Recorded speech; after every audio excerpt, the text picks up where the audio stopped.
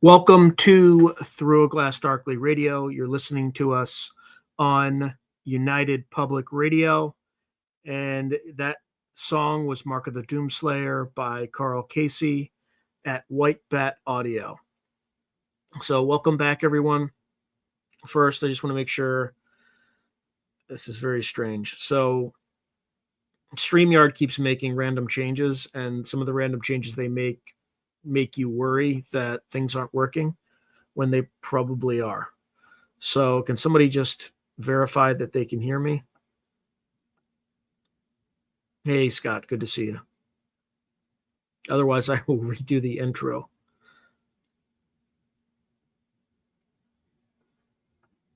Like there's just this like weird. Okay, good. All right. That means it's working. All right. So this one's much shorter. It's kind of a weird one. I also was working on a new channel, and I just discovered that I deleted all the work that I did on that new channel. I mean, it wasn't super extensive, but it's a little annoying that I wasted hours of work. I'll never do that again, which means just putting something on my desktop. So it must be working too much, but it is what it is.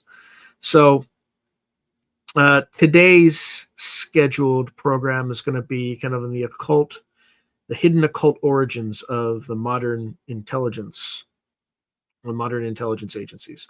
So we will talk about that. But before I talk about that, I because of a recent video that I posted that YouTube promptly limited monetization on, YouTube is very concerned that I'm going to unalive myself. Based on, as far as I can gather, the simple title of the latest episode with Adam Butler. I was not happy to receive that from YouTube. It kind of frankly pissed me off. Like, I don't need if I needed your fucking concern, how about you stop how about you stop unsubscribing people on my channel? Okay. Like, it's just absolutely bizarre stuff. So just because Adam Butler talked about his story about, becoming sober and having unaliving ideation and stuff like that, somehow some concerned troll interpreted that as, anyway, like, I'll handle my own business. Okay. Just get out of my fucking way, YouTube. Seriously. Like that really pissed me off. So anyway, yeah, exactly. In fact, I'm just going to show it to you because it is so like unhinged. Let's see. Like, I am livid about this thing. Just bear with me. I gotta pull up like a different thing.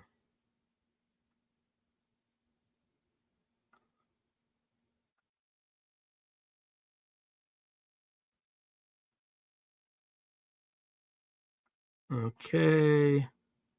Let me share this.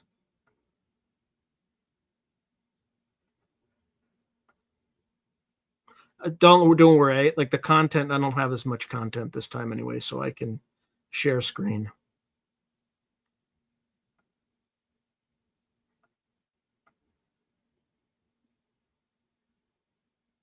Okay. All right. Like, seriously, I got this recently.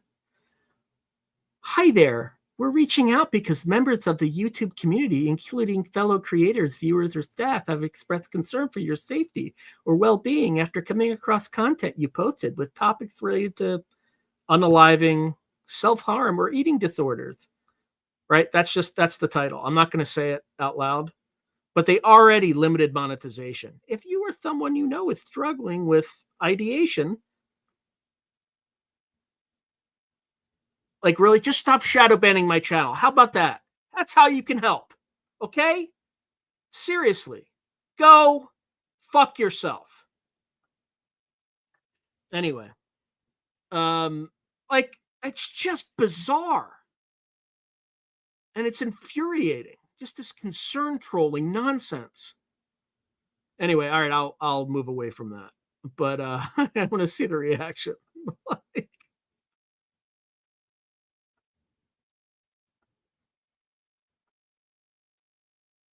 Yeah, it's just unreal. No, I don't have Duncan right now. So that's probably why. Yeah, Seoul US expat. Yeah, I heard back from Joe. I think I interview him in early December. Yeah, that's exactly what it is, Scott. So Scott writes, and it's just a bot checking in on you because an actual human would get the context. I mean, literally, the video was about a guy who had a drinking problem and turned his life around through things I'm not going to talk about because I also don't want to demonetize or get this thing banned. But it's a super positive video about how this guy how Adam Butler turned his life around. And they send me that, and they also limit its monetization. Seriously, come on. It's AI. It's AI. It's AI doesn't know, like, I mean, they have Gemini AI, right? Like the one that like would not, you could not have it draw or have it render images of white popes, even though every pope since the history of popedom has been white, right? And has never been female, but it would generate like female popes, non-white female popes, or like black Nazis, like, because it just it's probably related to that, and they keep pushing Gemini on me. After that, like, I will never use Gemini.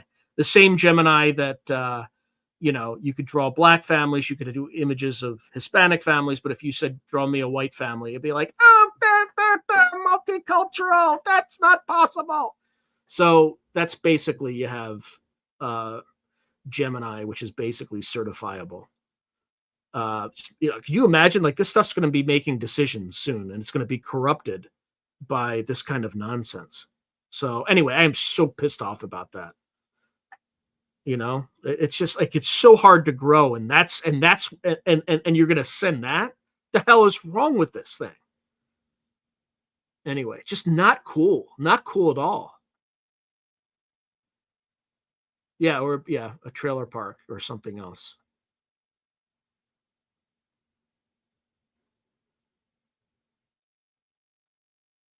So even Johns Hopkins conducts PTSD and serious pernicious addiction therapies with special medicines. Yeah, which I'm not even going to mention, because just watch the video and you'll see how, like, uplifting it is. It's sad because it was the worst performing video I've had in 2 years, outside of, like, like a live, like just a regular video. Not live streams don't perform as well, but like, and I know that's not by accident, right? It had all the words. It had the words.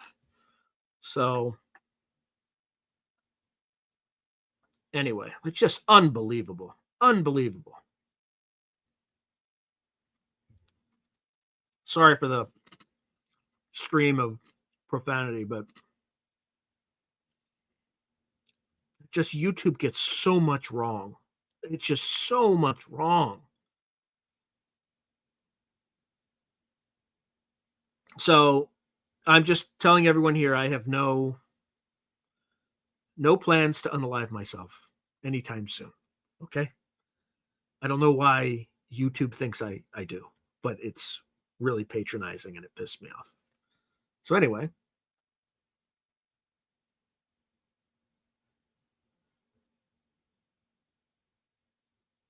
Yeah, I'm not going to repeat some of those words just because. Okay. All right, let's get started because I know people are here for the other thing. Where am I? Bear with me. Okay.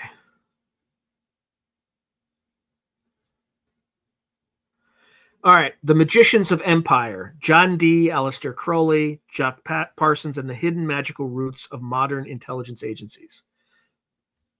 Modern intelligence agencies often viewed, hold on, let me just make sure I capture where I left off so that I can find you.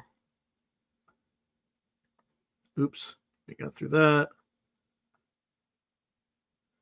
Yeah, please hype the video. Everybody hit the like button. Okay.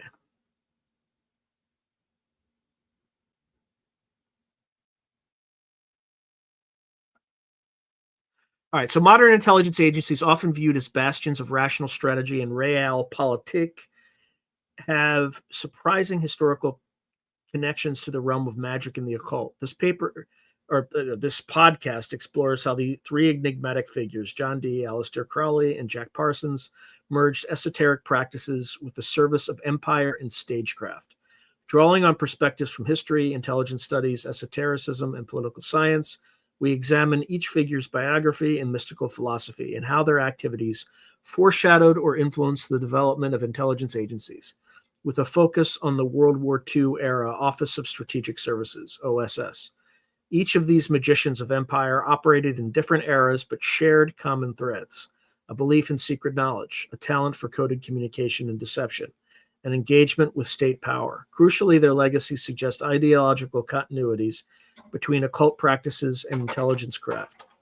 From coded angelic alphabets and clandestine networks in the 16th century to occult-inspired psyops and remote viewing programs in the 20th century. By analyzing John Dee's Enochian magic and imperial vision, Aleister Crowley's Thelema and wartime espionage exploits, and Jack Parsons' rocketry-fueled occultism in the Cold War context, we uncover the hidden magical roots that have, perhaps and probably, nourished aspects of modern intelligence culture. The sections below provide in-depth profiles of these individuals, followed by an analysis of how their esoteric endeavors intersected with and influenced the world of intelligence and empire. We'll start with John Dee, Imperial Magus and Prototypical Spy.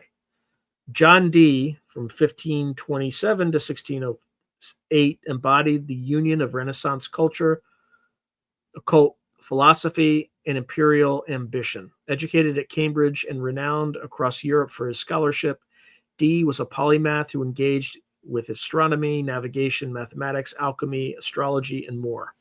In an era before science and magic were starkly separated, he saw all knowledge as part of a divine system. Dee's intellectual brilliance won him a place as a trusted confidant of Queen Elizabeth I, who called him, quote-unquote, my philosopher. Throughout the early Elizabethan era, Dee acted as a one-man think tank for the court, offering counsel on matters from astrology to national strategy. Notably, in 1570, he produced an extensive report on the realm's political and economic state, advocating for solutions that would strengthen England. He became one of the main architects of an imperial vision for England, being the first to use the term British Empire in his writings.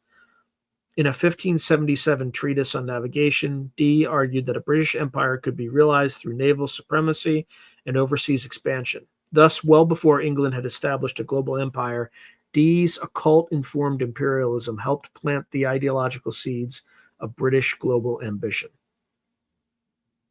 Even as he guided England's worldly empire, John Dee was delving into otherworldly realms. He is most famous for attempting to communicate with angels, a pursuit that culminated in the Enochian magic system. Beginning in 1582, Dee and his scryer, or medium, Edward Kelly, conducted scrying sessions in which angels supposedly dictated a unique angelic language. Dee recorded these sessions in his diary, creating a voluminous corpus of Enochian letters, tables, and incantations. For centuries, historians viewed these spirit conversations as evidence of Dee's credulity or even instability. However, recent research by scholars like Peter Levenda suggests a provocative alternative. Enochian may have been a sophisticated cipher or code devised by Dee for intelligence purposes. Dee was known to be skilled in cryptography, and the angelic language's complex grammar and alphabet could have served to encrypt messages. Indeed, Dee undertook travels in Central Europe, including Prague, during the period of the angelic communications, ostensibly seeking occult knowledge. Some historians now theorize he was on a clandestine mission for Elizabeth's spy master, Sir Francis Walsingham, using the veneer of angelic scholarship as cover. If so, the calls to angels might double as coded reports to England. Notably, Dee's contemporary, the scientist Robert Hooke, later speculated that the angelic diaries were actually top-secret political communications disguised as magic. Enochian magic aside, Dee's broader occult philosophy viewed England's imperial destiny as ordained in the heavens. He believed that through astrology and angelic guidance, he could discern divine favor for Elizabeth's rule. According to accounts, he even chose Elizabeth's coronation date astrologically and was rumored to have attempted magical interventions in national crises, such as raising a storm to repel the Spanish Armada in 1588. While the story of Dee conjuring the destructive storm may be apocryphal, it highlights how his reputation as a magus merged with his role as a patriotic advisor. In truth, Dee's command of emerging scientific knowledge, for instance, meteorology, may have allowed him to predict the weather, which he leveraged to counsel patients as the Armada approached. This blend of science, strategy, and mysticism in service of the realm exemplifies the magician of empire archetype that Dee represents. Excuse me. Beyond his occult fame, John Dee was arguably a founding figure of English intelligence. The Queen needed eyes and ears across Europe, and Dee was her man, exploiting his scholarly travels and contacts for espionage. He built an extensive network of correspondence among Europe's learned circles, scientists, scholars, and nobles, and accumulated England's largest private library, which became an information hub. Under the pretext of exchanging knowledge, Dee could gather political and military intelligence from abroad.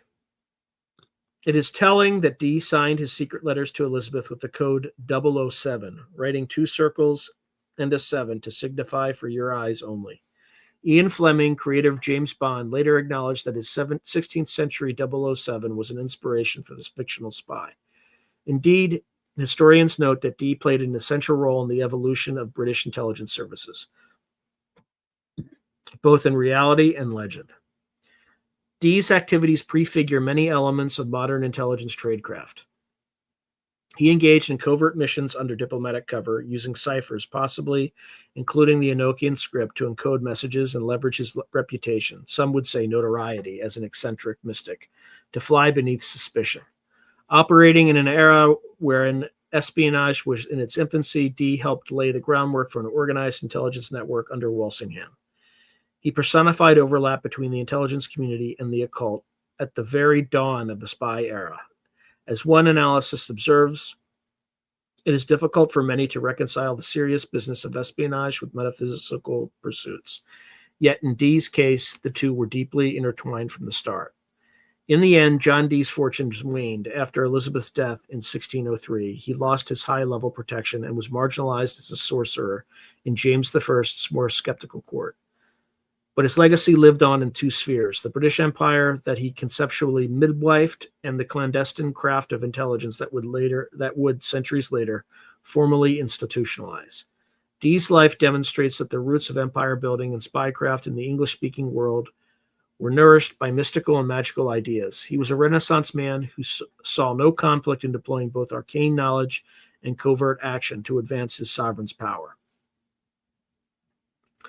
Then we move on to Aleister Crowley, the great beast as secret agent.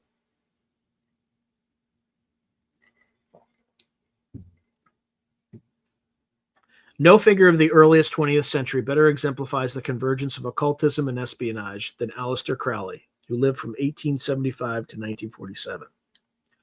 Dubbed the wickedest man in the world by the tabloids of his day, Crowley was a flamboyant occultist, writer, and self-proclaimed prophet of a new age. He founded the religion of Thelema, declaring a new aeon of Horus, with the maxim, "Do what thou wilt shall be the whole of the law." Thelema's philosophy exalted individual will and magical attainment, incorporating rituals, Eastern mysticism, and unorthodox sexual practices.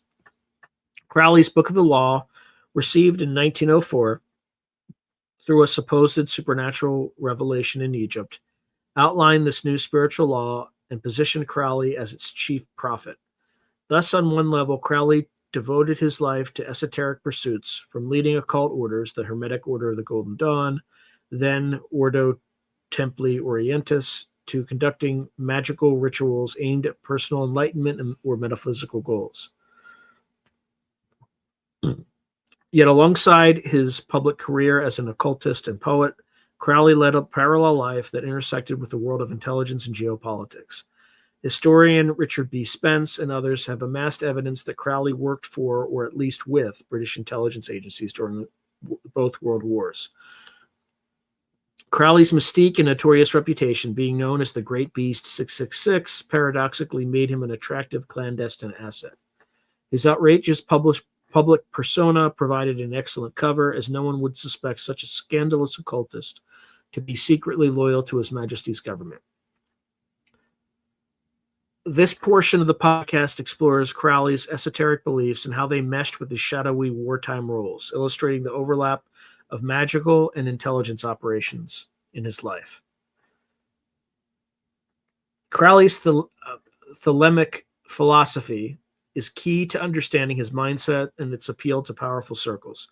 Thelema taught that a new epoch had begun in human spiritual evolution, the Aeon of Horus, in which individuals would throw off old religious and moral constraints in favor of discovering and obeying their true will. Crowley's maxim, "Do what thou wilt," did not imply hedonism without regard to others, as is often misrepresented. Rather, it meant each person has a unique divine purpose or will, and following it is the highest law.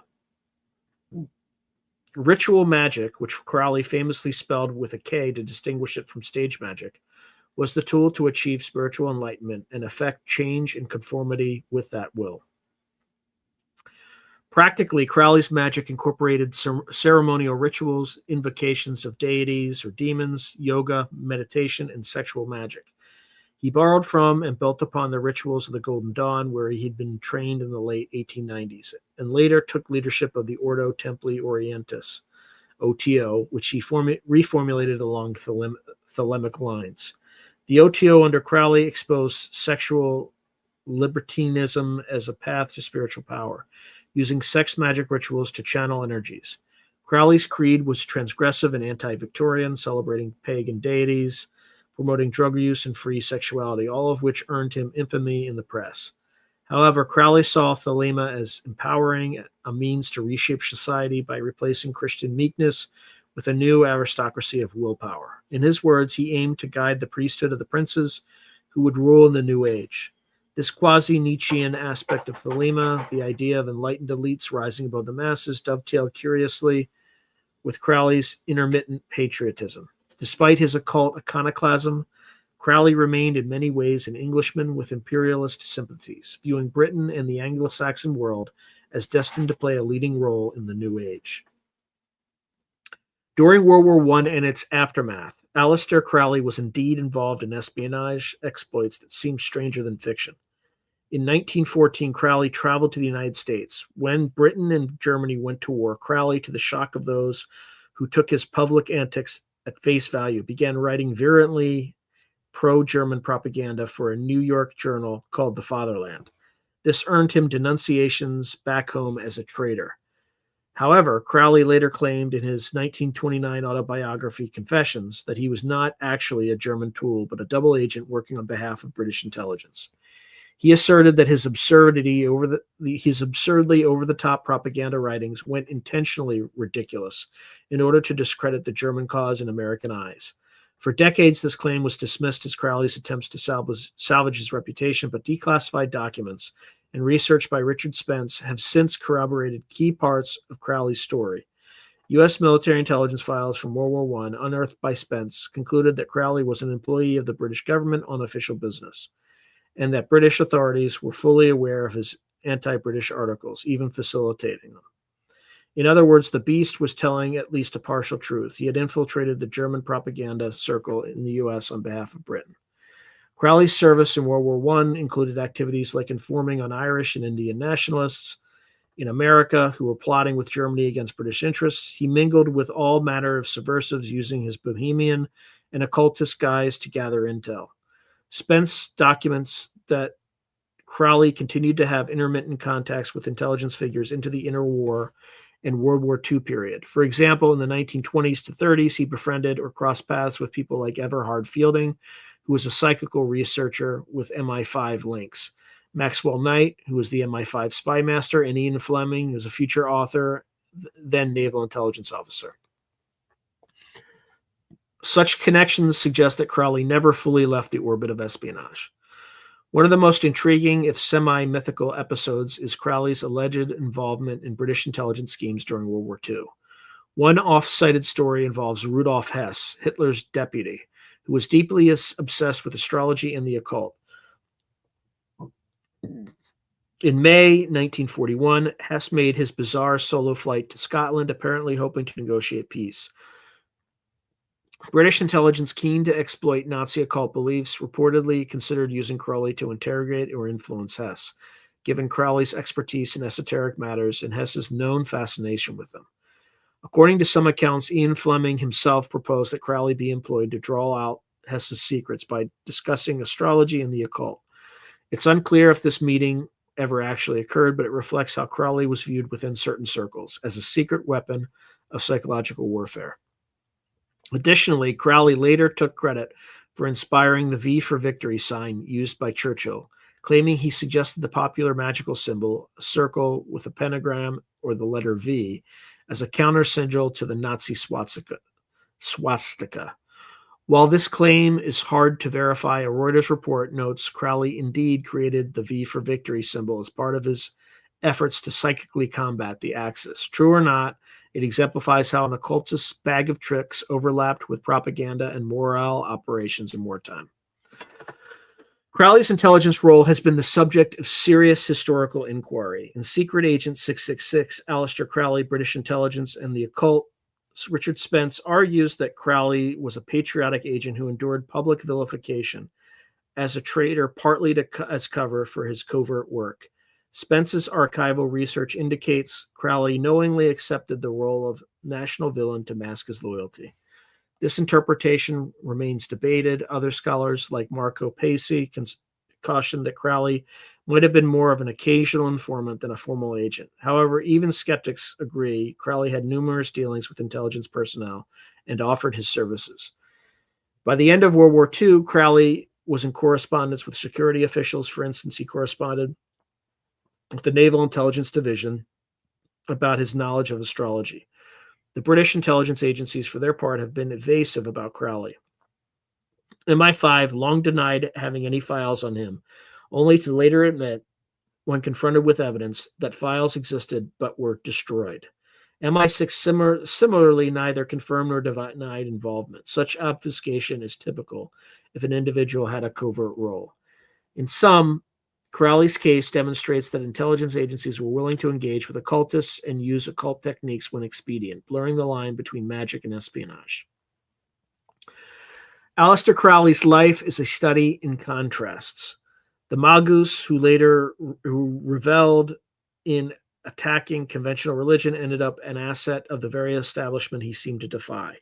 But this is less paradoxical than it appears. Crowley's Thelemic creed shared a certain resonance with the aims of empire and intelligence work. Both valued knowledge, power, and secret initiative. Crowley believed in cultivating higher consciousness and will to exert influence over reality, in effect, a mystical analog of influencing world events. Intelligence agencies similarly operate through secrecy, deception, and psychological influence to shape outcomes. It is therefore not entirely surprising that Crowley's skills in cryptography, he was a chess master and puzzle solver in character play acting, in understanding the enemy's mystical mindset, proved useful in the great game of nations. Furthermore, Crowley's willingness to endure reputational costs for a greater purpose mirrors an intelligence operative's ethos of sacrifice and subterfuge. Politically, Crowley was no Democrat. He spoke of a natural aristocracy. Those who discovered their true will could lead humanity. In the Edwardian and interwar context, this aligned with an elitist and imperial worldview.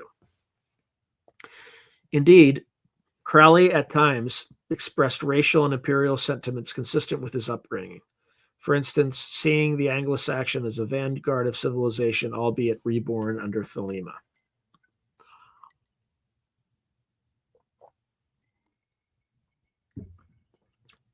During World War II, despite previous flirtations with Germany, he declared support for Britain against the Black Brotherhood of Hitler, whom he saw as perverting mystical symbols for evil. Thus, Crowley's occult philosophy did not prevent him from choosing sides. Instead, he framed the war as magical warfare between the forces of light and darkness. So, light, the Allies, and darkness at the Axis. This framing was more than metaphorical. It led to actual collusion with Allied intelligence and psychological operations. For example, as noted, Crowley kept up correspondence with German occultists during World War II, feeding them false or misleading astrological information to undermine Nazi decision-making. Here we see occult knowledge used quite literally as an instrument of statecraft. In conclusion, Aleister Crowley stands as a fascinating bridge between the secret societies of occultism and the secret services of government. His life illustrates how the occult war intersected with the geopolitical war, with figures like Crowley serving both as high priests of mystic orders and as agents, official or freelance, of imperial intelligence.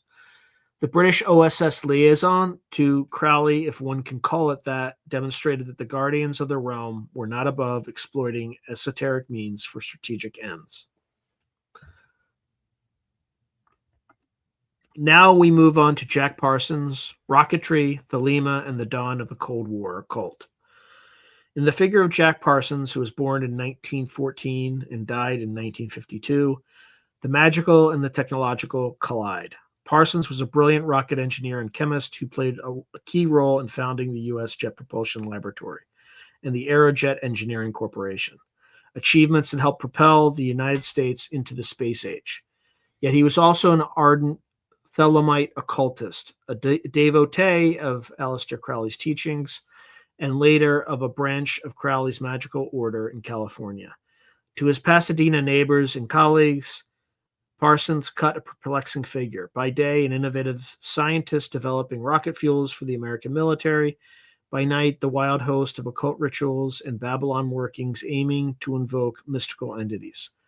Parsons' life just juxtaposed cutting-edge science with fringe spirituality, embodying the notion that the birth of modern intelligence defense institutions had some decidedly bizarre midwives. In this section, we examine Parsons' biography and esoteric practices and how they entangled with government interests and the early Cold War security apparatus. Parsons' own story shows the hidden underside of the nascent American security establishment, one in which an occult antichrist figure helped forge technologies of war, only to later be cast out under suspicion of espionage and subversion. His trajectory from Pentagon-funded wunderkind to blacklisted outcast highlights how intelligence agencies responded to occult involvement and how occult ideas like Thelema and Enochian magic found their way into the halls of science and defense. Jack Parsons, born Marvel Whiteside Parsons, came of age in 1930s California with parallel passions, rocketry and the occult. Largely self-educated in explosives, Parsons and his childhood friend, Ed Foreman, earned the nickname Suicide Squad for their dangerous backyard rocket experiments. In 1936, Parsons teamed with graduate students at Caltech, notably Frank Molina, and with support from luminary Theodore von Karman, to create a formal rocket research group. This group achieved major breakthroughs, including the first workable jet-assisted takeoff JATO rockets for the U.S. Army Air Corps. And by 1943, it evolved into the Jet Propulsion Laboratory under Army-Navy oversight. Parsons proved instrumental developing new solid rocket fuels and explosives. Even Wernher von Braun later acknowledged Parsons as a founding father of rocketry. During World War II, as the Allies raced to catch up with German V-2 missile development, Parsons and his colleagues at JPL secured funding and contracts to supply rockets for military use. Thus, at a young age, Parsons was deeply enmeshed in the American defense establishment, contributing directly to what would become the nation's missile and space programs. Concurrently, Parsons was immersing himself in Crowleyan occultism. He read Crowley's works and in 1939 attended a Gnostic Mass at the local chapter of Crowley's OTO, known as the Agape Lodge in Pasadena. By early 1941, Parsons and his first wife, Helen, formally joined the lodge and rapidly became one of its leading lights. Crowley, still alive in England, corresponded with the group and took a keen interest in Parsons, seeing in the charismatic young scientist a potential successor. Parsons took on the magical motto, Thelema Obtentum Proceduro Amoris Nuptiae, a clumsy Latin phrase roughly invoking Thelema and love, and delighted in high-degree OTO rituals. His Pasadena home, an 11-bedroom mansion on South Orange Grove Avenue, nicknamed the Parsonage, became a notorious bohemian enclave for occultists, artists, and adventurers. There, Parsons and his circle conducted hedonistic rites. They held Gnostic mass ceremonies, astrological gatherings, and orgiastic magic rituals fueled by plentiful drugs and sexual libertinism. The house developed a scandalous reputation locally. Wild rumors of black magic and sex orgies swirled to the point that police and the FBI occasionally investigated.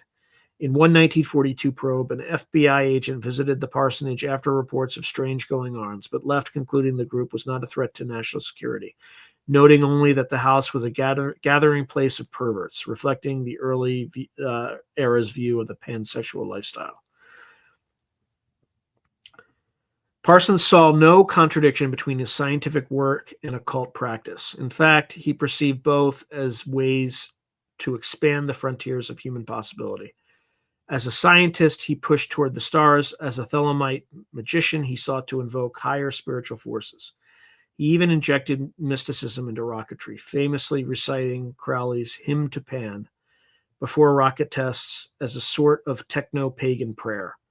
One colleague recalled that Parsons saw himself in the lineage of scientist occultists like Newton, who studied alchemy and was a Renaissance man for whom poetry and myth blended with engineering. Indeed, Parsons' writings and letters often waxed poetic about the mystical importance of space travel, suggesting that voyaging beyond Earth would be both a literal and spiritual liberation for humanity. To him, rocket science and magic were two sides of the same coin, each enabling escape from earthly limitations, whether physical or spiritual. By late World War II, Jack Parsons' personal life and magical practices reached a fever pitch. In 1945 to 46, reeling from professional and romantic setbacks, Parsons embarked on his most infamous magical experiment, the Babylon Working. This was a series of rituals aimed at manifesting Babylon, the Thelemic goddess who represents the liberated female sexual force, an archetype of Crowley's envisioned New Age. Parsons, acting as high priest and working with his new housemate, a young science fiction writer and U.S. Navy officer named L. Ron Hubbard, later founder of Scientology, performed elaborate ceremonies in the Mojave Desert and at the parsonage. They invoked Enochian calls using John Dee's angelic language and performed autoerotic rituals in an attempt to conjure an elemental mate for Parsons. Parsons believed success came when, shortly thereafter, artist Marjorie Cameron entered his life. He regarded her as the elemental woman invoked by the ritual. They married in 1946, and Parsons proclaimed that the first phase of the Babylon mission was complete. Parsons' grand plan did not stop at summoning a muse. He saw himself as the father to a coming moon child, a prophesized magical child who would be born and help catalyze the new eon. Crowley had written a novel, Moonchild, about such a concept. Parsons wrote to Crowley of his intention to eventually conceive a child through Cameron that would incarnate Babylon's spirit on Earth. He even began signing letters as Antichrist and drafting a manifesto, Freedom is a Two-Edged Sword, outlining a libertarian occult social philosophy. In essence, Parsons took Thelemic ideology to its radical conclusion, openly declaring war on the old Judeo-Christian order and imagining a new spiritual empire led by empowered individuals, with himself as a key avatar. These activities, unsurprisingly, drew negative attention from the conservative post-war climate. The FBI and local authorities grew increasingly alarmed at Parsons' open espousal of witchcraft, of voodoo, and black magic, as one report phrased it, and his association with known eccentrics and possible subversives. In 1946, Parsons had been ousted from the company Aerojet he co-founded, due in part to his unorthodox behavior and safety issues. With the war over, he found it difficult to secure employment in the defense industry despite his expertise. The emerging Cold War ethos in American institutions had little tolerance for an unabashed occultist with past socialist associations and a penchant for orgies.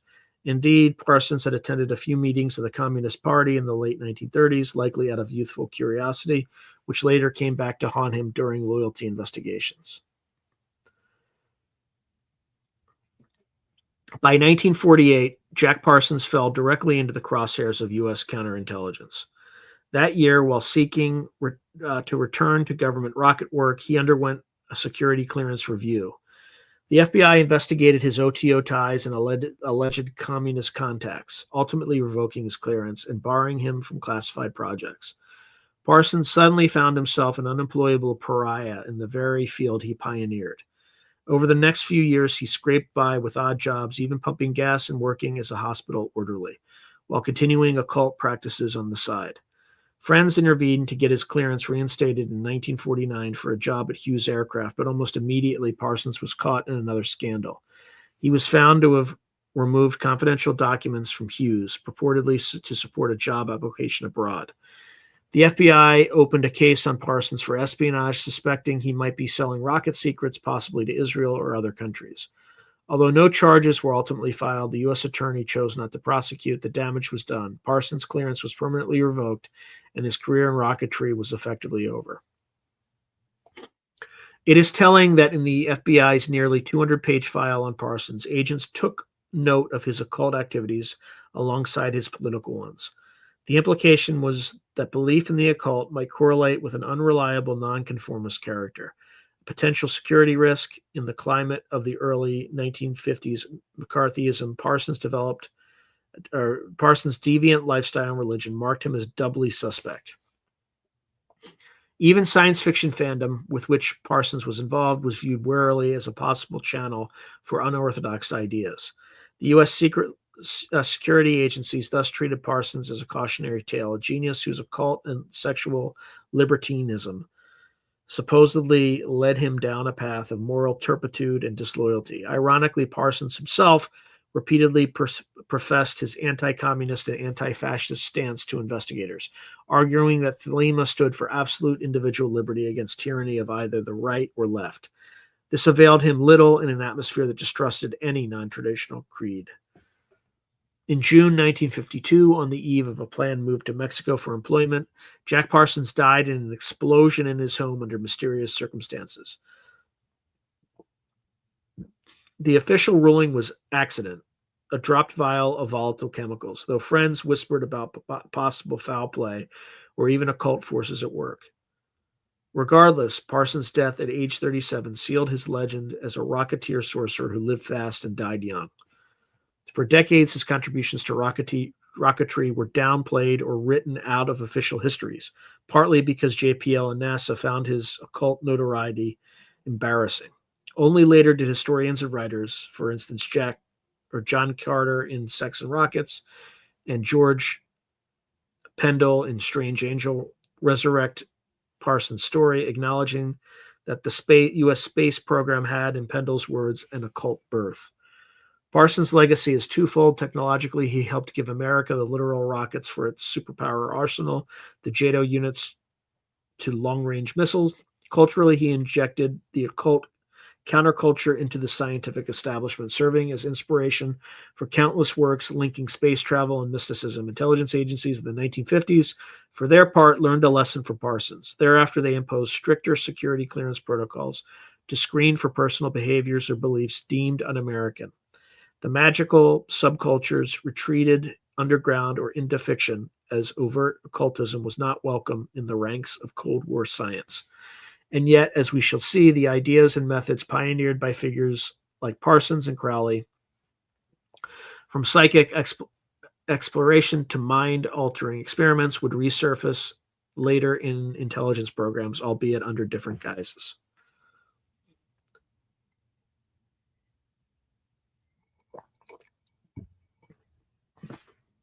The cases of Dee, Crowley, and Parsons illustrate a historical pattern. At critical junctures, Western intelligence and military institutions have intersected with occult individuals and ideas. The final portion of this broadcast explores the ideological continuities and institutional legacies connecting those early magicians of empire to the culture and tactics of modern intelligence agencies. Particularly during World War II, the OSS era, and the subsequent Cold War, one finds surprising echoes of esoteric thought within intelligence operations.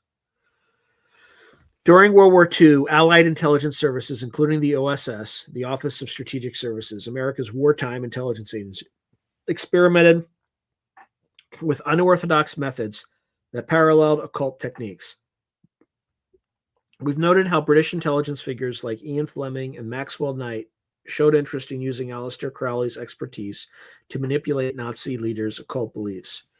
In one well-documented British operation, astrologers were employed to create bogus horoscopes and supernatural omens to confuse the enemy. The OSS, working closely with British counterparts, was aware of and at times participated in such psychological operations. For instance, the OSS's morale operations branch specialized in black propaganda, some of which played on German superstitions and mystical lore. One colorful example, British intelligence concocted a scheme codenamed Operation Mistletoe to drop fake occult paraphernalia in Germany to sow fear and confusion, a plan for which Crowley's input was sought. More concretely, Allied intelligence did engage in what can be termed occult or psychic espionage during World War II. According to research cited by Lavenda, British intelligence ran a secret program involving a psychic spy codenamed Anne. This English woman allegedly had the ability to protect her consciousness, astral travel, and remotely view German military plans. Tested and found credible by British authorities, Anne was purportedly tasked with reporting on Nazi operations without leaving her armchair in London. Her accurate descriptions of enemy documents and conversations, essentially an early form of remote viewing, were taken seriously and influenced British strategy. If true, this represents an astonishing continuity. The art of scrying practiced by John Dee in the 1580s was repurposed as a classified intelligence tool in the 1940s. Meanwhile, Nazi Germany had its own state-sponsored occult research. Heinrich Himmler's SS invested in arcane projects, from telepathic experiments to divining with pendulums to locate enemy ships. Both Axis and Allied sides thus flirted with magical warfare, seeking an edge in a conflict perceived as metaphysical as well as ideological. The OSS, although founded on academic military science, did not dismiss reports of Nazi occultism. On the contrary, it gathered intelligence on Himmler's mystical activities and Hitler's astrological consultations, recognizing these as factors that could be exploited. After World War II, the OSS evolved into the CIA, and the climate of the Cold War brought new urgency to explore mind sciences and psychic phenomena. The legacy of figures like Crowley and Parsons is evident in several CIA and military programs that echo occult practices. There's first is MK Ultra. From the 1950s to 1960s, the CIA's notorious mind control program was essentially an attempt to technologically achieve what occultists claim to do with ritual: control the human mind and alter consciousness. Through drugs like LSD, hypnosis, sensory deprivation, and other methods, the CIA tried to unlock secrets of the psyche for use in interrogation and a covert influence. While not a cult in a religious sense, MK Ultra's fascination with hidden mental powers and altered states paralleled long-standing occult pursuits. For instance, shamanic use of entheogens, trance induction, etc. Then there was Project Stargate from the 1970s to 1980s. This was the codename for U.S. Army and CIA investigations into remote viewing and psychic spying. In response to reports the Soviet Union had extensive ESP research programs, the U.S. initiated its own. They recruited self-proclaimed psychics and even individuals from occult backgrounds to attempt astral projection and clairvoyance under scientific protocols. Declassified documents reveal that some remote viewers were startlingly accurate in describing distant targets, which led the program to persist for 2 decades. Here we see a direct line back to John Dee's crystal gazing and traveling in spirit. Techniques once dismissed as superstition were revived under laboratory conditions to serve national security. The US and Soviets essentially engaged in a psychic arms race, each hoping that mind powers could yield intelligence beyond the reach of satellites and spies.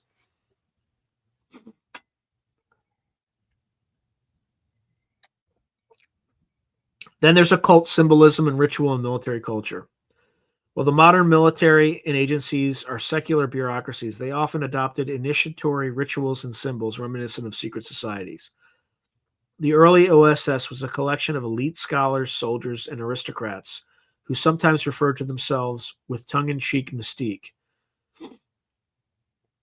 General William Donovan, the head of the OSS, was a Knight of Malta and surrounded himself with advisors interested in unconventional warfare. Some researchers, like Peter Levenda, have pointed out that the CIA and Pentagon during the Cold War showed pockets of interest in esoteric subjects ranging from Jungian archetypes to paranormal research.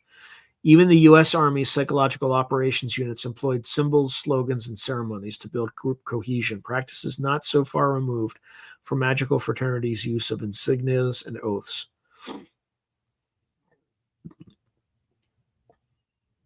Jack Parsons' story prefigured a broader phenomenon where cutting-edge tech development intertwined with fantastical or fringe ideas. For example, some early Silicon Valley technologists in the 1980s, many influenced by science fiction and Eastern mysticism, engaged with intelligence and defense projects while espousing quasi-spiritual transhumanist ideals, a modern echo of Parsons' dual life.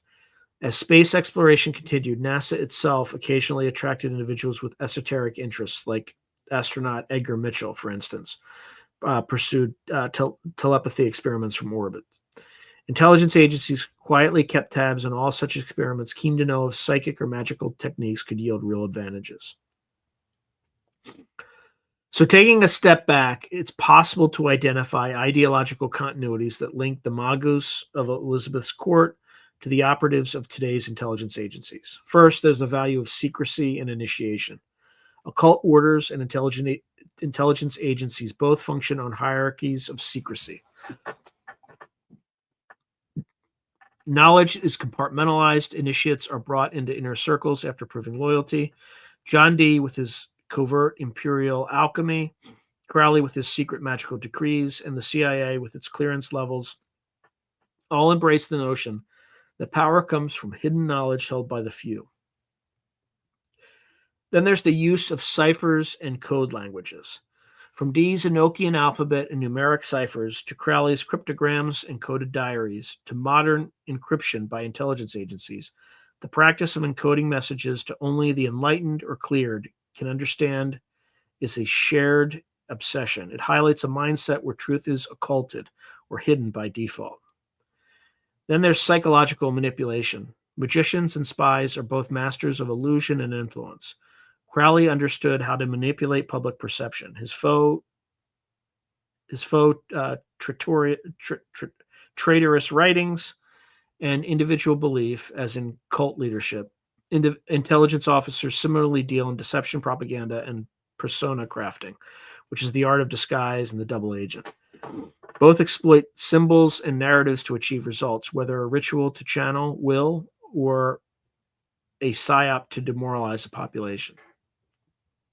Then there's higher missions and mythology. All three figures studied believed they were serving a cause larger than themselves. Dee saw it as manifesting a prophesized British Empire under divine sanction. Crowley believed he was ushering in a new eon that would revolutionize society. Parsons envisioned a future where humanity would reach the stars and attain spiritual as well as physical liberation. Interestingly, intelligence agencies often adopt grand narratives too. For instance, defending the free world against evil during the Cold War, a quasi-Manichaean view or worldview. This sense of mission can attract ideologues and visionaries, some of whom may come from occult or fringe backgrounds driven by similarly apocalyptic or utopian fervor. It is important to note that institutional memory of these occult involvements is seldom acknowledged openly. One will not find magical training in the CIA field manual. However, the hidden influences persist in subtler forms. For instance, modern information warfare, shaping mass belief through disinformation, can be likened to casting a large-scale glamour in the occult sense. The recruitment of psychologists, anthropologists, and even artists by agencies reflects an understanding that controlling perception is as important as firepower. In this way, the magicians and the spy masters are kindred spirits. Each seeks to bend reality to his will, whether through incantation or intelligence. In traversing the lives of John Dee, Aleister Crowley, and Jack Parsons, we find that the boundary between occultism and the apparatus of empire has always been porous. These three magicians of empire operated in different centuries and contexts: Tudor England, 2 world wars, and the dawn of the Cold War, yet all leveraged esoteric knowledge in tandem with serving or subverting state power. John Dee gave the burgeoning British Empire its ideological blueprint and early spy network, using astrology and alchemy alongside espionage to advance Elizabethan dominance. Aleister Crowley, professing a new religion of will, intersected with the world of clandestine operations, putting his showman's flair and occult insights to work in undermining Britain's enemies during the World Wars. Jack Parsons, bridging science and magic, materially bolstered American military might through rocketry, even as he sought to invoke otherworldly powers, only to be caught in the gears of the national security state when his occult and libertarian activities drew suspicion. Each man in his own way illuminates how intelligence agencies and occult practitioners share an affinity for the clandestine. Both traffic in secrets not meant for the masses, whether those secrets be political or metaphysical. Both create myths and symbols, be it an imperial icon, a religious creed, or a national ideology, to motivate and manipulate. And tellingly, both have at times collaborated. The British Crown consulting Imagus on navigation and coded angels, the OSS tapping into the occult underbelly of Nazism, or the Cold War CIA probing psychic phenomena. What are the institutional legacies of this curious alliance? For one, modern intelligence agencies have shown a repeated willingness to explore fringe ideas when conventional methods seemed insufficient. From Project Stargate's remote viewers, heirs to Dee and Crowley in technique, if not in language, to psychological operations employing ritualistic theatrics. So, for instance, leaflets with supernatural threats, stage miracles in propaganda. The influence of magical thinking on strategy persists. Secondly, the very culture of intelligence, its cult of secrecy, initiation, and code names mirrors that of occult orders. It's no coincidence that the founding generation of the CIA included many who had studied folklore, psychology of religion, and unconventional belief systems. They understood that to sway populations, one must grapple with their irrational and mystical side. In the end, the hidden magical roots of agencies like the OSS and CIA remind us that these institutions are not purely rational, technocratic machines. They have always operated in the shadows, a liminal space where perception and reality blur, much like the twilight world of the occult. As we have seen, individuals like Dee, Crowley, and Parsons were adept at navigating those shadows. They serve as a reminder that the shaping of empires and the conduct of espionage have often depended as much on arcane insight and psychological spellcasting as a brute force. The modern intelligence officer and the court sorcerer are, in a sense, spiritual cousins. Each is entrusted with secrets and charged with using hidden knowledge to safeguard the realm. Thus, the history traced in this podcast shows a provocative conclusion. Far from being antithetical, the occult and the intelligence worlds have been mutually influential co-travelers. The magicians of empire cast long shadows, shadows that stretch into the very protocols and mindset of today's intelligence agencies. Understanding this intertwined legacy enriches our perspective on how power truly operates, reminding us that what is unseen, be it an angelic cipher or a covert operation, can decisively shape the course of history. And that is it. And that is all, folks.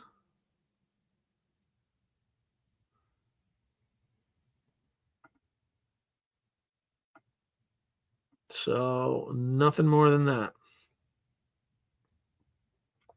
So, let's go through some comments because I am obviously way behind.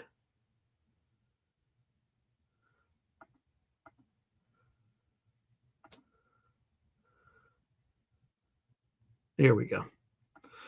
All right. Oh, wow. So Jalay Jalal saying it's not just YouTube. AI just dropped my costume work page into oblivion for no reason. Yikes.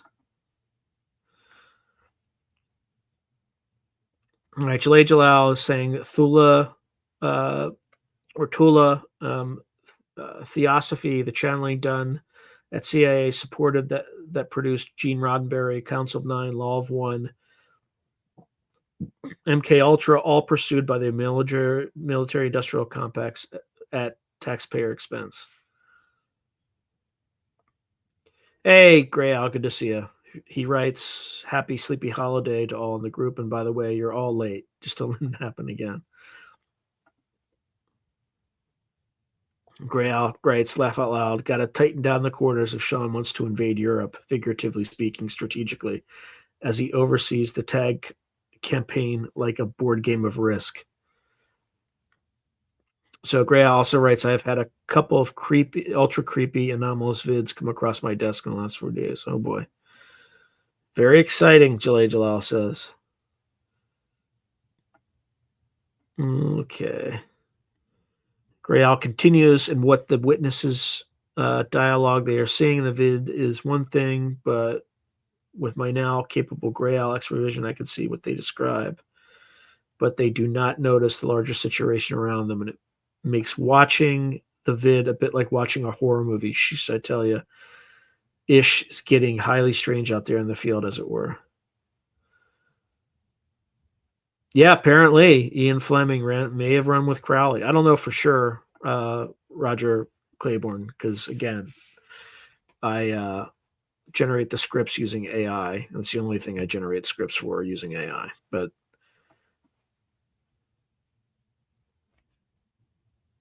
can hardly wait for your analysis and the super cool beatnik music selections too. Let's see. Hey, Spiderbite, good to see you. Roger Claiborne is writing, Crowley might have been part of the UK's version of the MK Ultra mind control experiments. It's looking like interesting. That is kind of strange. Roger Claiborne is also saying the Axis dark magic was brought to the U.S. after World War II and now seems to be running things through the CIA. Oh, that's creepy. Jalay Jalal reports that her father worked for Aerojet. Spiderbite worked for Boeing for a while. Yeah, it does. A little bit. Okay, so Roger Claiborne saying all those Nazis brought their dark magic and mind control with them, and our MK Ultra program supposedly from. Yeah, they definitely helped out with that.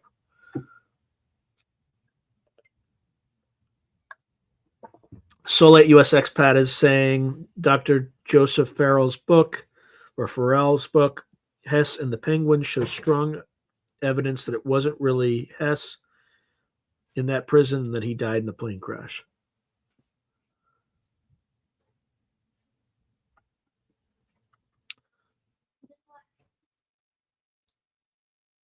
Okay. Oh boy. Spiderbite has written, "My TV has frozen with Sean on it." That's ominous. Jalay Jalal writes, "Now the Hollywood stagecraft is so well developed, the use of latex masks and vaudeville performance artists does the trick. Equals Biden is a prime example." Yeah, but I hope it isn't permanent, Spiderbite. Solite US Expat writes, "The Mandela effect is real." Dr. Joseph Farrell, P. Farrell, gets into it in one of his books and podcasts.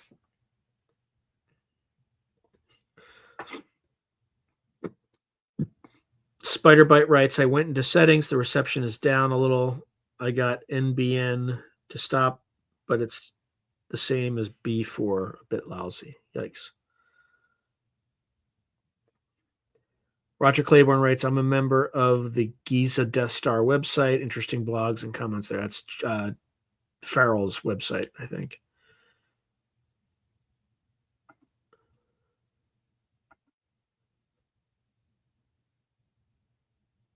Okay.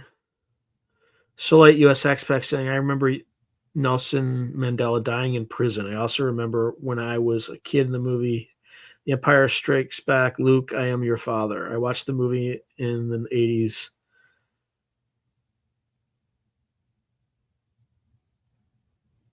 Isn't that what it says in The Empire Strikes Back? That's what I remember. Luke, I am your father.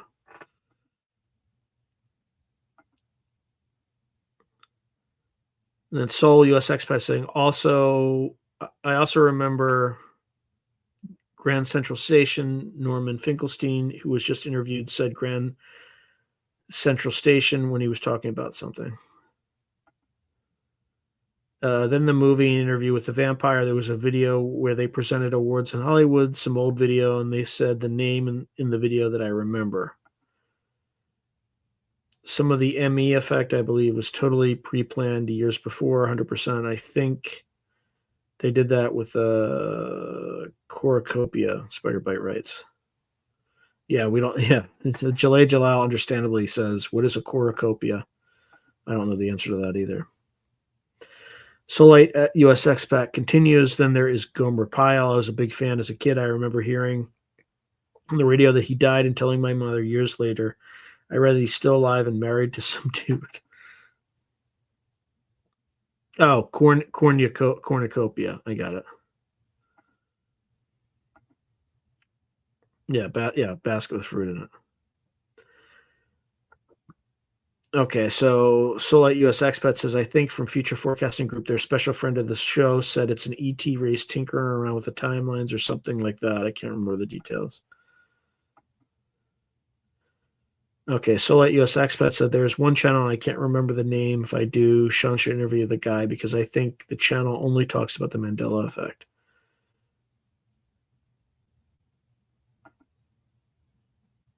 Okay. Roger Claiborne continues. When Jeb Bush ran for Florida governor, the news said he was unrelated to the President Bush, then later admitted he was his son. I think they write whatever script they need to manipulate us. Even counters previous scripts they push. Lying is second nature to them.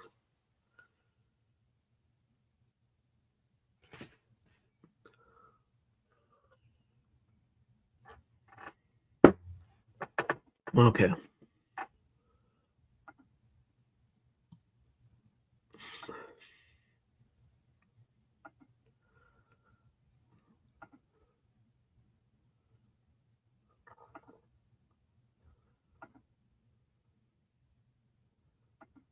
Let's see. Yeah, Roger Claiborne says the Mandela effect is in part them forgetting past scripts they played out for public consumption and bringing out actors that died in previous to play new parts in new scripts. Who knows?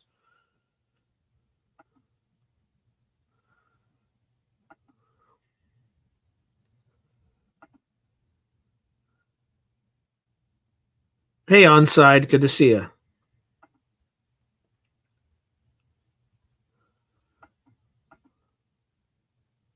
All right, good night, Jalal. Thank you, Spider Bite.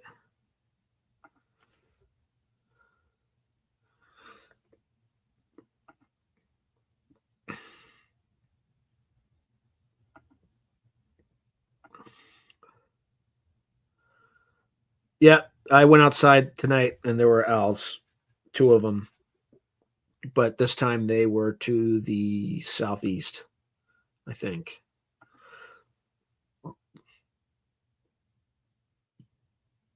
Mm.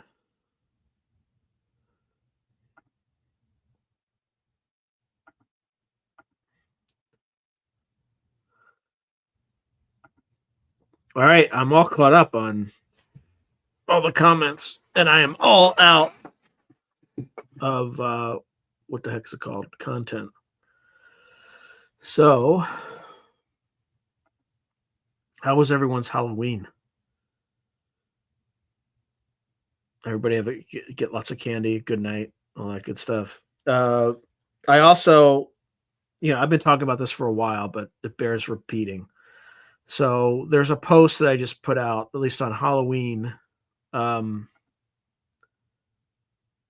boy, Solite US Expat. So how does the frankincense work to manifest things? Is that what frankincense Does? I can't remember. I have no idea.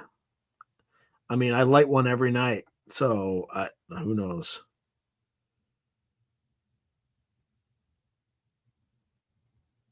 I mean, it smells nice. It might purify or something. I don't know. I don't know what the purpose of frankincense is. Um, yeah. Anyway, yesterday I released 2 collections of my short stories, so please do check them out. One of them is Hellhold and Other Stories, and the other is Necromancer and Other Stories. They're very dark. Not all the stories are dark, but most of the stories are dark. Hence my releasing them in Halloween. Um, yeah, they're all reprints. But like I've sold these stories before, so they're not bad. It's not like I just cranked out a few stories and now I'm just publishing them on Amazon. They're all good stories. Uh, in fact, I'm trying to think.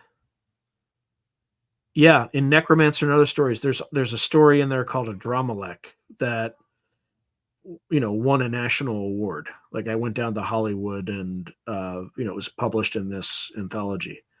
The L. Ron Hubbard's Writers of the Future anthology, actually. Just to throw that out there. But that's one of the stories. So like I went down to Hollywood to like accept the award. So they're good stories. So please do check them out. You can find them on Amazon. Probably like, I mean, you could probably buy them on the Target and Walmart websites, maybe. I don't know. And you could also get them on Kindle. So they are all up right now. And even in the description, they're in the link there. So please do check them out. It helps me invest in this channel, invest in the business, and get closer to being able to do this full time and not making mistakes like deleting a future channel because I'm so exhausted and working all the time. That's like typically don't make mistakes like that. Let's see. I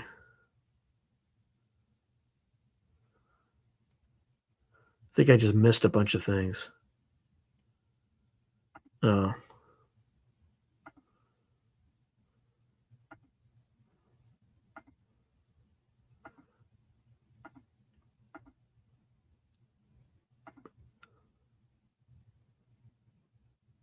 Huh. Roger Claiborne, lousy. My niece and nephew didn't go trick or treating, so I can't raid their candy this year. That's a good point. I should reach out to him and see if I can get him back on about his new book. Yeah, that's a good one. I'd love to get Diana Walsh Pasulka to talk about her new book too, but she never responds to me.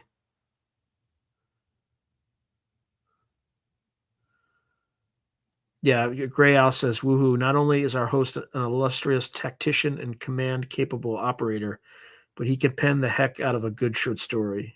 You got some mad skills, bro. Thank you. Thank you, brother. I think you're not just saying that. I think you actually bought my first collection, Alien Abattoir and Other Stories. I would love to be like, look, if I could focus on this full time, I would like travel to like locations and do investigations and do all sorts of crazy stuff. But I'm not remotely close to there yet.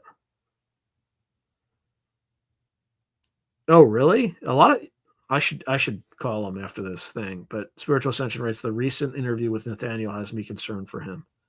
Yeah, I'm not. I have like a low empathy score, so I have to. I should reach out and find out. I will. I'll let him know he's not alone.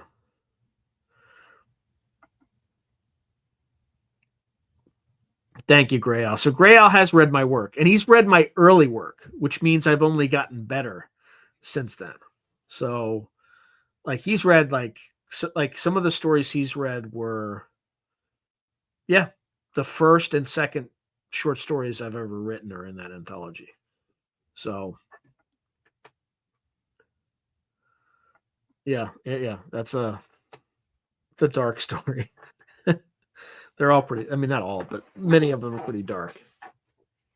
Now, if you don't like dark stories, then yeah, I don't recommend it. But if you're kind of into that, they're dark. Yeah, he's a good He's pretty good.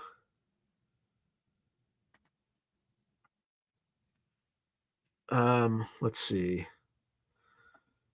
We just see how we're doing.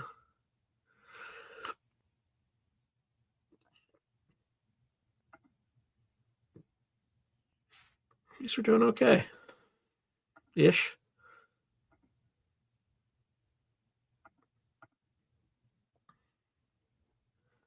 Not too shabby. Not too shabby.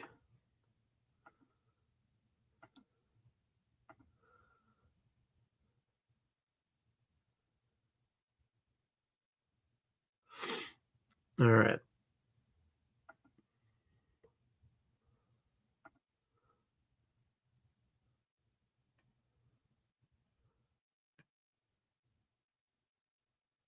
Yeah, and I've been a little bit dismissive. There's some stuff that like freaks him out that doesn't even register on my radar because there's just different things that freak me out and stress me out.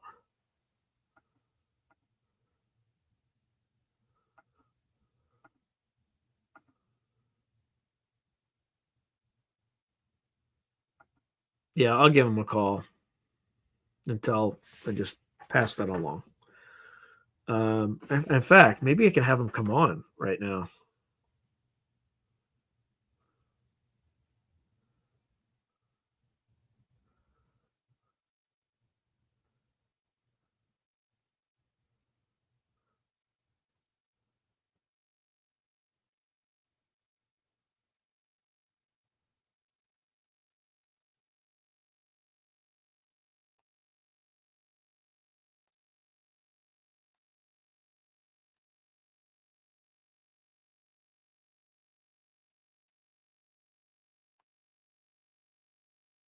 I'm literally just texting him.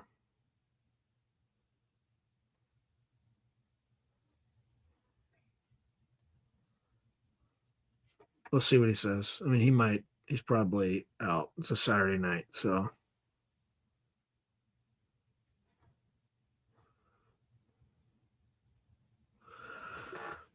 I'll know sooner or later.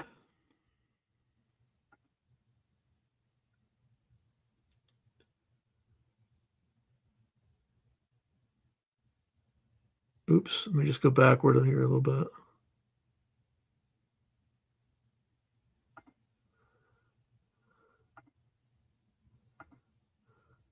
Hey, Timepiece Avengers. Good to see you.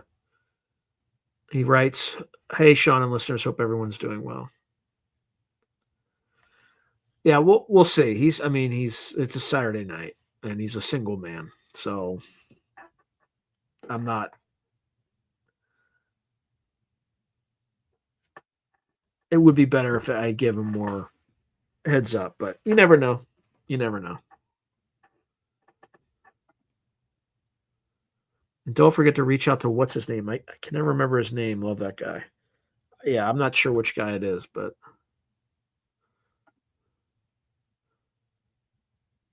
hey, Curtis W75. Thank you for joining us at Spiritual. Hey, Kurt.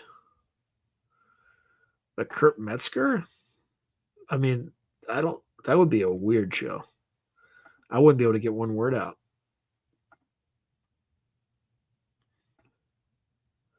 Lade Bradle? It's an unusual name. I don't know. I do not know.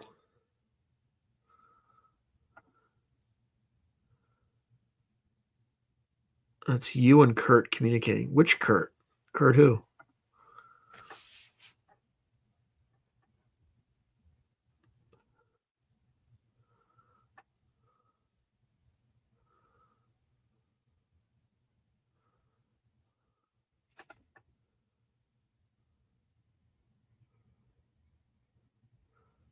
Oh, that I just read your name. I'm like, Kurt, which Kurt?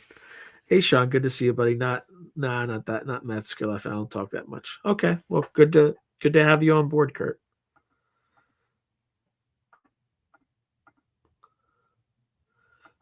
Oh, Laird Baron.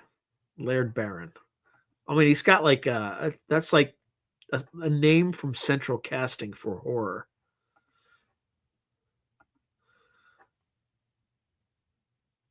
Yeah, he's been having a lot of like health struggles recently, so I gotta I'll go to his Patreon and see if see how he's doing before I reach out.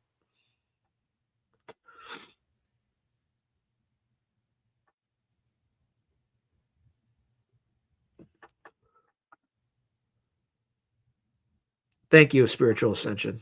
He writes, always good to see you, Sean.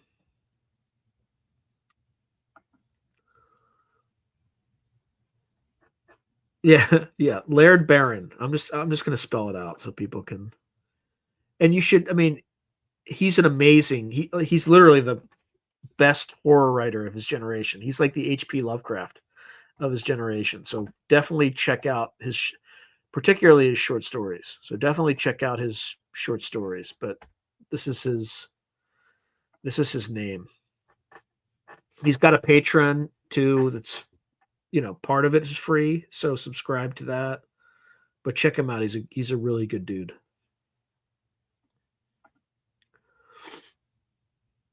Oh, okay. Kurt writes, I watch Sean and Michelle's show also. I listen to yours mostly on Spotify. Oh, thank you. Yeah, Spotify, that channel is doing well. I mean, it's the same stuff, but no, he doesn't have a YouTube. As far as I know, he doesn't have a YouTube. Yeah, I mean, he's a real man. He is a good dude. So light at US Expat. Last night while having a smoke, I found 10,000 Korean won on the ground. Then I start walking again. I see another 10,000 Korean won on the ground. So 13.99. The most I ever found was 80K on the ground. That's really random. Yeah, that's the one. That's the one that YouTube sent me the concern email. Are you okay? Yeah. So yeah, I would be better if you didn't like limit monetization on that explicit video. But yeah, how about you not limit monetization on one of my videos and not send me an email concern trolling me? Like, how about that? That would be much better. So yeah, exactly.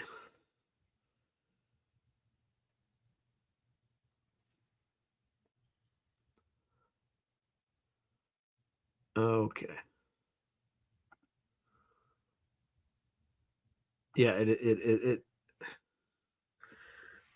they really need to tune that AI. Let's just say they got to retune Gemini. Not only does it not draw like white Vikings, which are, as far as I know, all white. Like, it also sends concern troll emails. Please don't off yourself. Thank you. Yeah, but ChatGPT doesn't do stuff like that. Grok doesn't do stuff like that. Grok doesn't reach out and send an email saying, please don't unalive yourself because you have a video that uses the term for unaliving in it.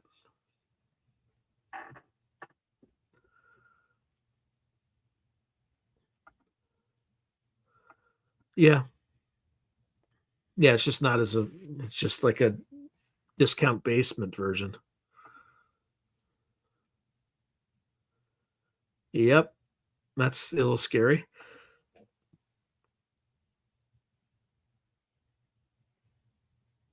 Yeah, because they don't want you to unsubscribe painlessly.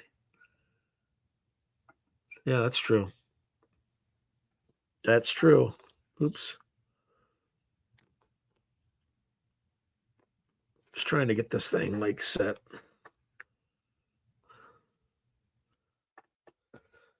Oh, brother.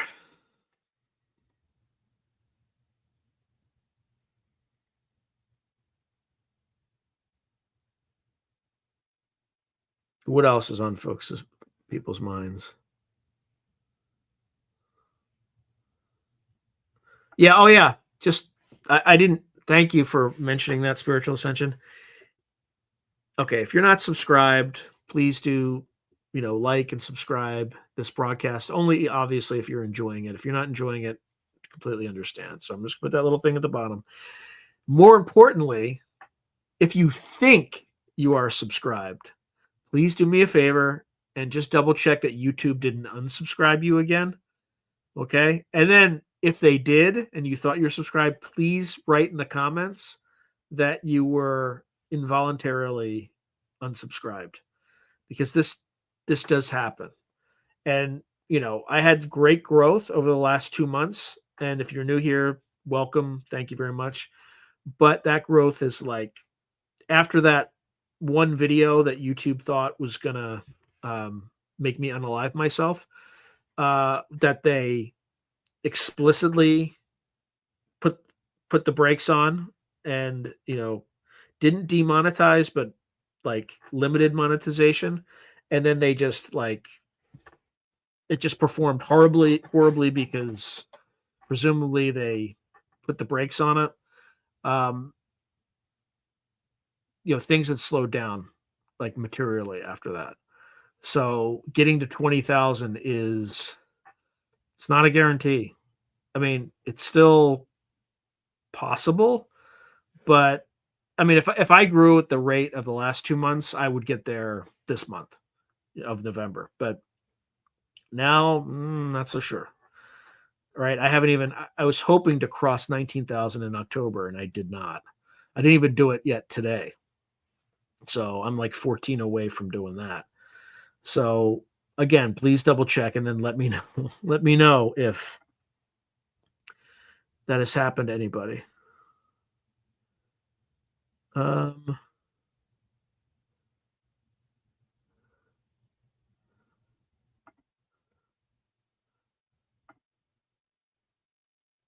Exactly. Thanks for your Spiritual Ascension. Yeah, I did. I responded. It said, "Was this email helpful?" And I responded. No, I mean, I hit no, and then I just said, like, "It's outrageous that they sent that to me."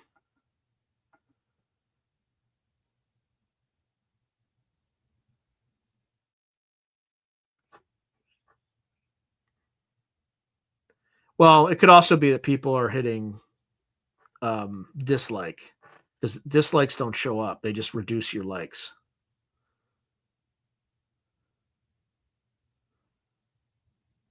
Yeah.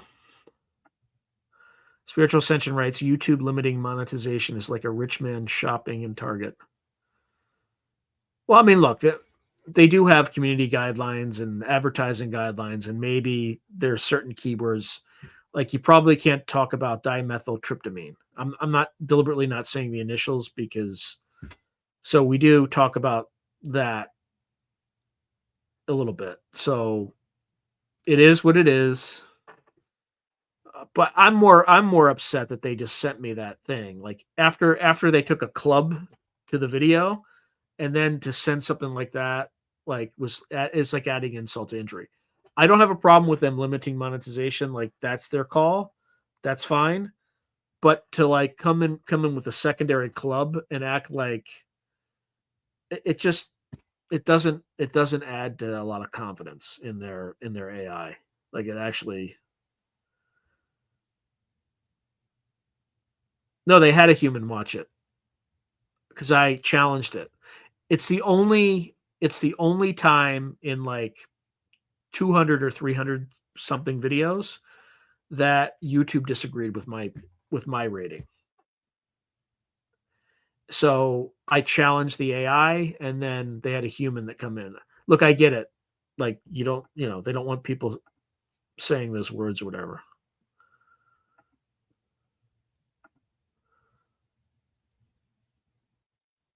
They're a lot better than they used to be honest. After Trump won the election, and Elon Musk bought Twitter, like YouTube and Facebook could no longer alter reality at their whim, right? Because they had a competitor that was kind of had a wider range of free speech on it. Now, you can't say anything against Elon Musk. You will get censored on X. So that's like the only kink in the armor there, but that's fine. I'd rather take that than, you know, the alternative. Oh, brother.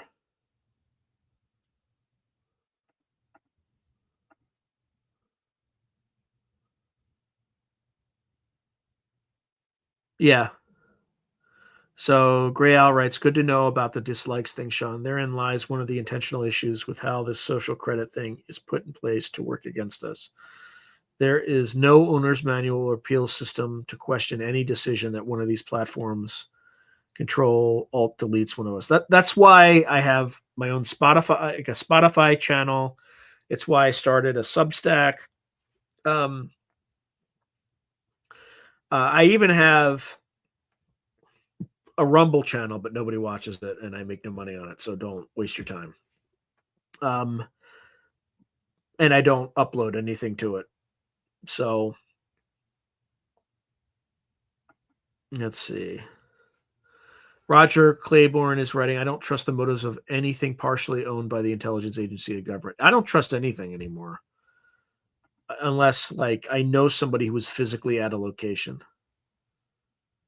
Solite US expat, I could use some more. I have enough let's see. I have enough guests to get me all but 2 episodes in November. Or sorry, not November. November's done. I just need 2, like 1 more guest at a minimum, and I also want to start recording into February because a lot of people don't want to meet or record videos during December for obvious reasons or during the holidays. So I try to get as much built inventory as I can built up so I don't miss anything. But I have enough. I have like 3 interviews into December. I have another 5 episodes worth of interviews scheduled with like 3 different people. And then I would need, probably 3 more people to make sure that I get to like the first half of January done as soon, like in advance, so that when things resume to normal in the second week of January, I'm not scrambling for guests. So let's see. This lined up. Yep. I should reach out to Dean. Hey, Donnie TCG says, Hail Satan. Hey, whatever floats your boat, brother. I'm not here to judge. I'm not here to judge. So Kurt W75, YouTube will probably straighten up if Rumble starts to tip the scales, but I understand to a point, hot words, etc. People are sensitive and also controlling. Just got to keep grinding and find others. Yeah, Spotify is like, it's in terms of like remuneration, it's about 50% of YouTube, like what I get from YouTube on fewer watches. So it's a good alternative. Like I'm going to keep doing it.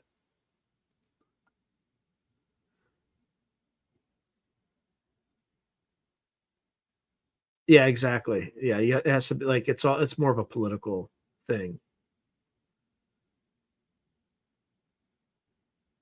All right, Donnie. All right, Donnie. All right. I don't. You might scare some people away, but so it makes me wonder: are you part of the intelligence establishment? I don't know. But anyway, to each their own. So Roger Claiborne saying my business is being held back and my reviews are being blocked, and I wonder if it's because I have a low social credit score. Yeah, it's unfortunately coming. Yeah, thank you for watching, Donnie. Like, look, I'm I just interviewed. It's coming soon, so the whole that whole topic is complicated, right? Like, there's a lot of kind of the Luciferian stuff came from Prometheus, who basically gave fire to humanity and all that stuff. So the stuff's not black and white anymore. Um, But what was I going to say? I forget what I was going to say. Oh, I just interviewed Jason Giorgiani, and he makes a very interesting case that the powers that be, aren't, are pretty dark and not associated with Satan. But anyway, so Roger Claiborne, the irony I might call it such in your examples, given no, they will even not tell you why you're canceled. Correct.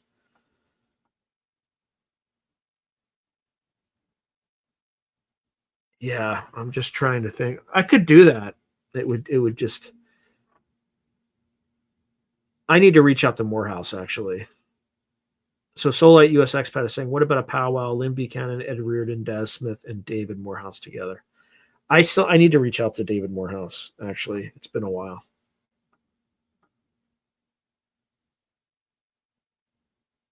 So collaborating consciousness. What are my views on targeted individual gang stalking? I mean, I obviously don't agree with it. I think it's a coward's game. But calibrating consciousness, can you be a little bit more specific? I would actually like to engage in this topic just to figure out what do you mean by targeted individual? Like gang stalking, I think is pretty bad. But what do you mean by targeted individual, and what defines a targeted individual? Because I want to make sure I understand the context and definition, because I might interpret it as being something else, and you might have a more specific definition. So if you could just write that down, and then I can address more fully. Yeah, I don't even know. Can somebody send me his email? So Solite US Expat says, or try and see if you can get Joseph McMonagle on. Yeah, I definitely would.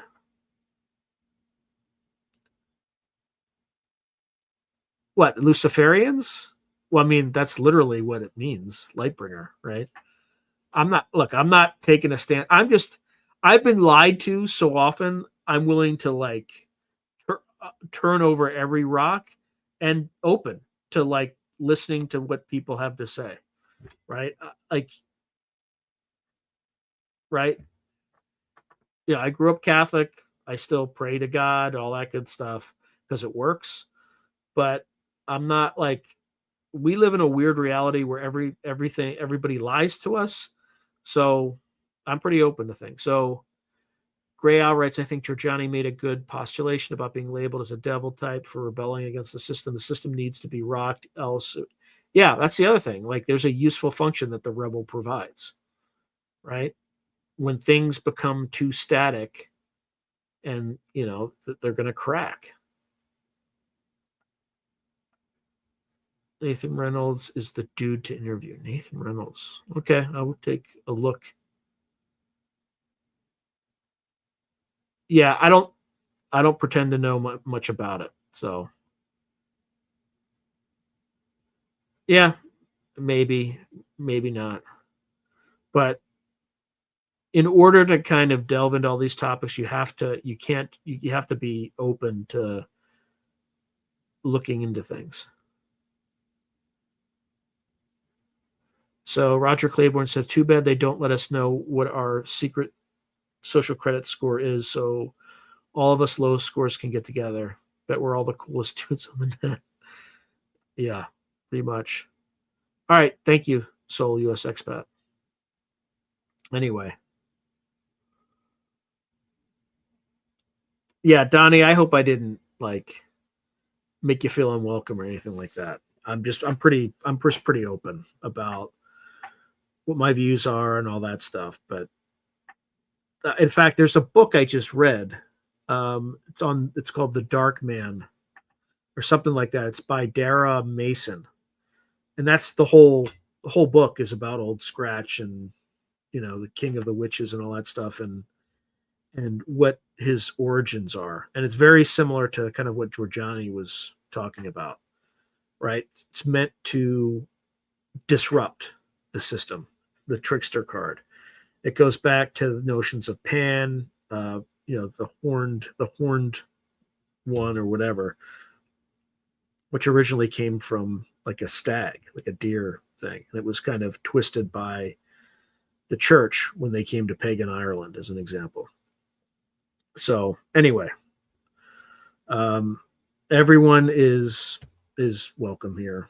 We're not. This is not a place about ideologies, but it is a place about truth. So if someone comes here and wants to kind of just deliberately trafficking in lies, then yeah, you're not you're not welcome. But other than that, we're all just trying to get to the truth. And I think by having a doctrinaire response to everything is not helpful. It's just not. So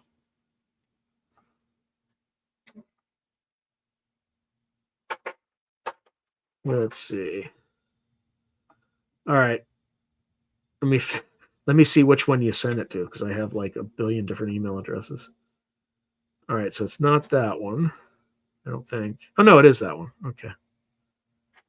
Let's see.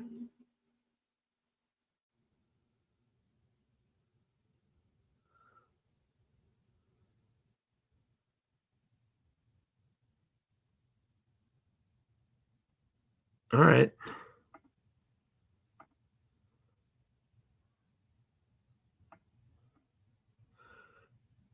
All right. Sorry. I got it. Thank you. Soul US expat.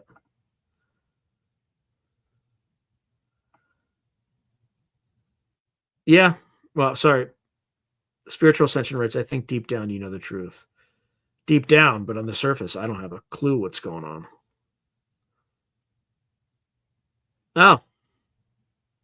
Oh, you got it from Gemini. I'm probably you probably gave me the address for some like a black man named Joe McMonagle. Uh, you know, because that's how Gemini rolls. Yeah, I'm kind of worried if Gemini wins the AI race, like people like me will probably be exterminated.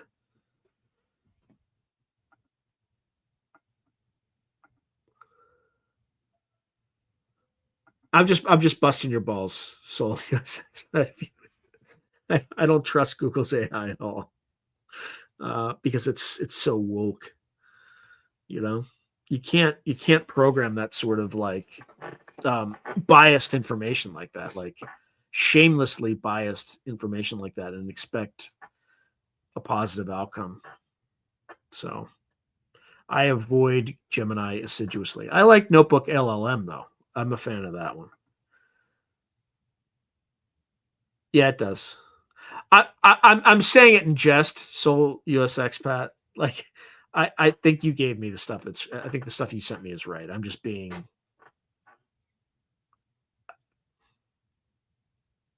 difficult. Or not difficult, but this is all in jest. I'm just jesting. Let's see.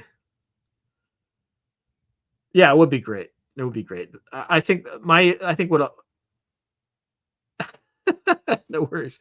Yeah, I think the thing is he'll see my subscriber number and he might just decide not to bother because he's been on Sean Ryan. And by the way, there was an interview. Sean Ryan interviewed Mr. Ballin, another former Navy SEAL.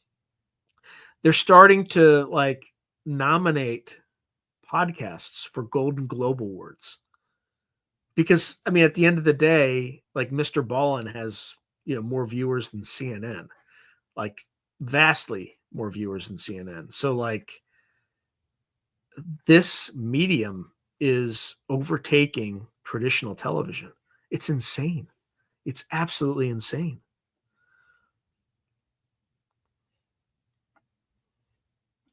Let's see.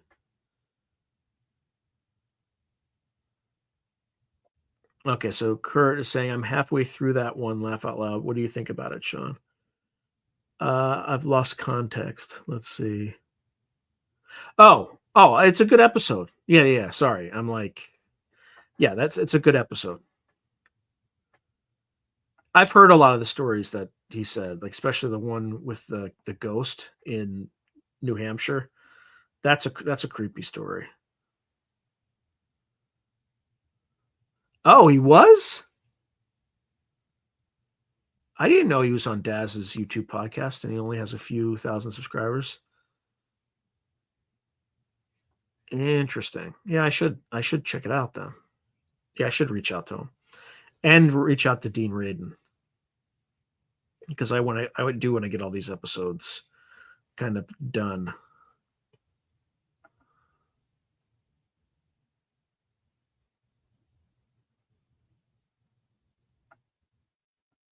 Huh.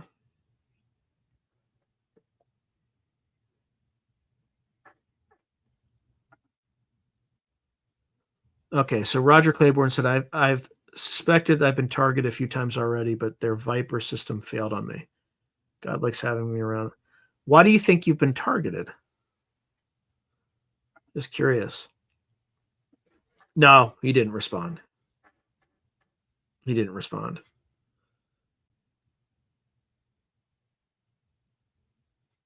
Yeah, so not tonight.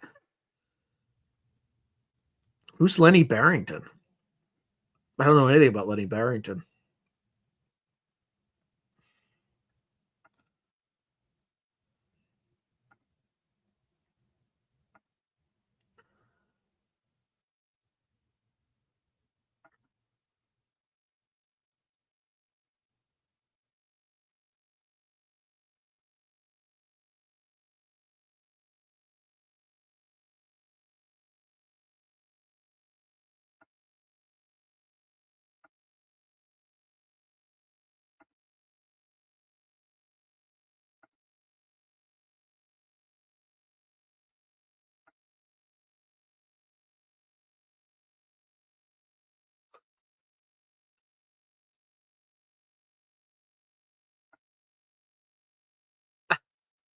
You mean Laird Barron? Laird Barron.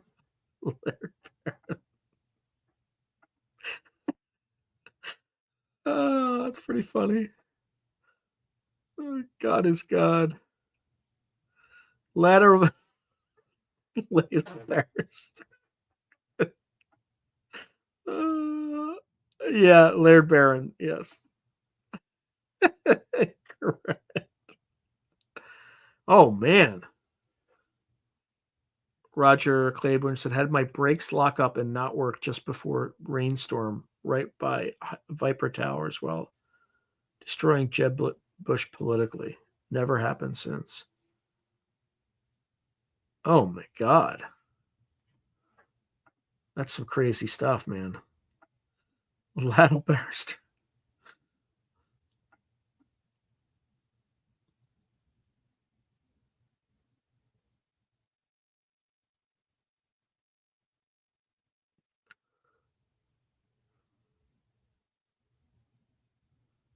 Oh man.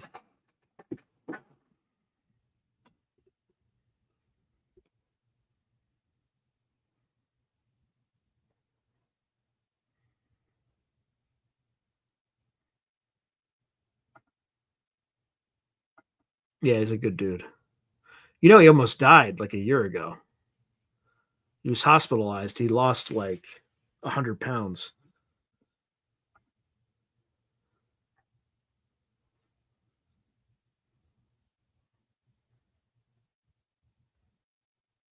Huh. What's Viper Tower? So Roger Claiborne said happened 2 times. I mean, the first time they locked, second time another day they failed to work. Called the second one when I saw Viper Tower. Yeah, everybody's wondering what's Viper Tower.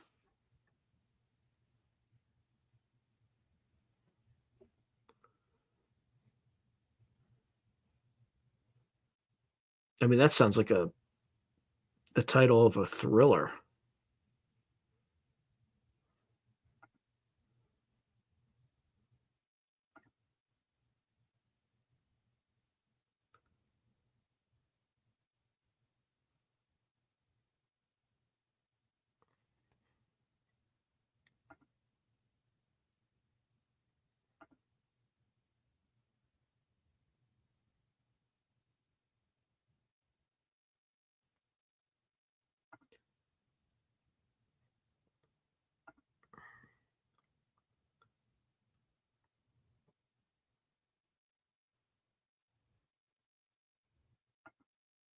Oh, so Roger says those cell towers that rob your cell phone info and oh, so you think it was like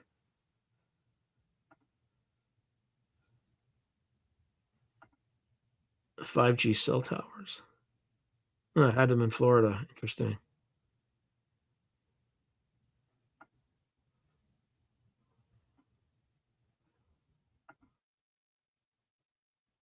Yikes. That's some scary stuff. Now there's even more people joining. It's like the main thing is over already. I'm just getting the scraps. I mean, I don't produce this part of the podcast. You all do. Like you all do. I mean, you're literally generating all the content. I'm just responding to it. Right? I just did the first hour. You guys are doing all the heavy lifting right now.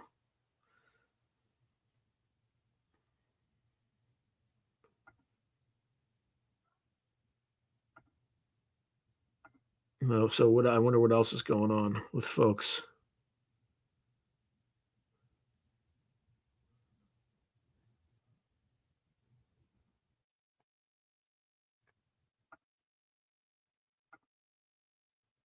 Okay, so Kurt W75, they put up a new one close to my house and service went right downhill. Hardly ever get it. And I bet they're taking all my info data, etc. Jeez. All right, Gray Al. You have a great rest of your weekend. I mean, we only got 8 minutes left anyway, so it's about the right time. Except for the music, of course.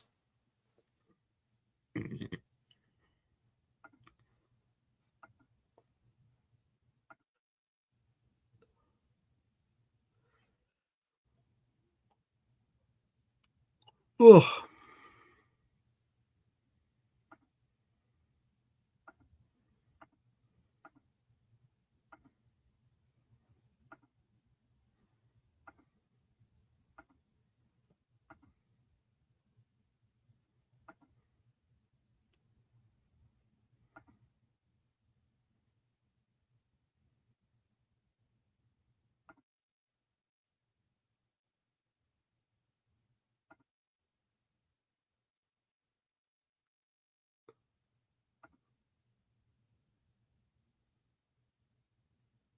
let's see.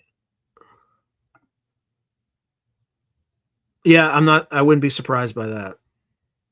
Spiritual Ascension is saying Baal is Allah. I wouldn't be surprised. Roger Claiborne is writing, my truck can have anti-lock brake system affected by radio noise from radio amplifier. There was even a recall over it. I suspect back box in our vehicles. Yeah, maybe. Who's Patrick Jackson? Please remind me. I probably should know. Yep, black boxes. I got it. Oh, that's making a joke about you mentioned.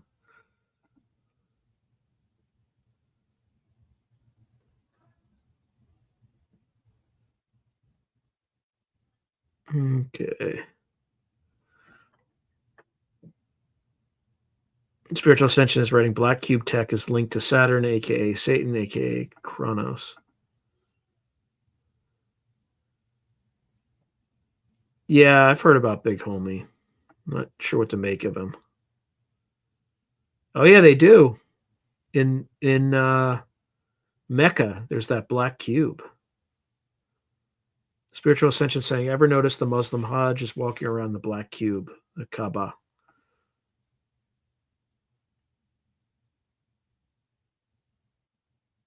Huh. Patrick Jackson is the Sphere Network dude. Oh. Proof is in the pudding. Indeed, Spiritual Ascension. Indeed. All right, we got 5 more minuten. 5 more minutes. Yep. Oh, I didn't know that. Baal is Satan's son. I did not know that.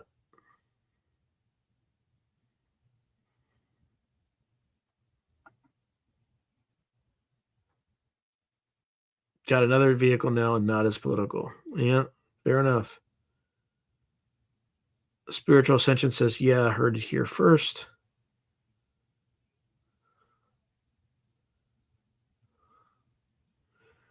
So Solite US Expat says, "Oh yeah, maybe it was Ian Fleming, as I recall, and he was the only white guy to infiltrate and go to Mecca.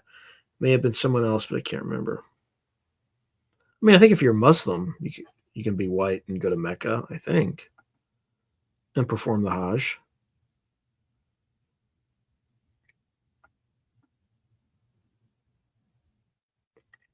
Spiritual Ascension says, to be frank, Kronos had like 12 children. Yeah. Makes sense.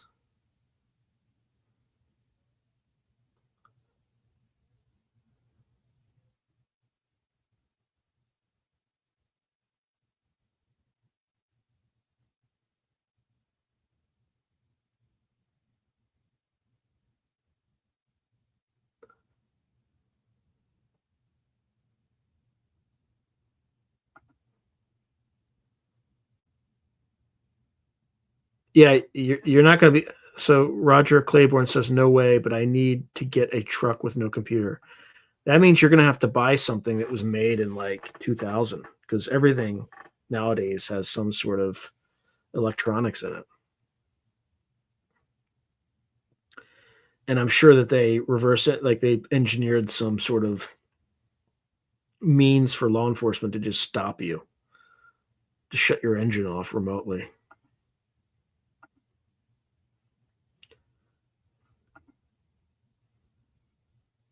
Oh, Spiritual Ascension says, in a nutshell, the Anunnaki are the Titans.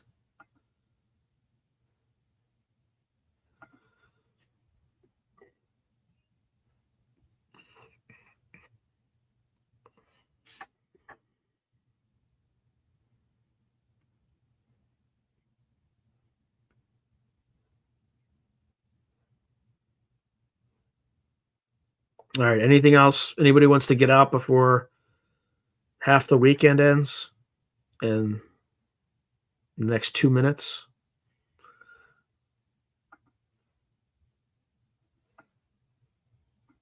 Indeed.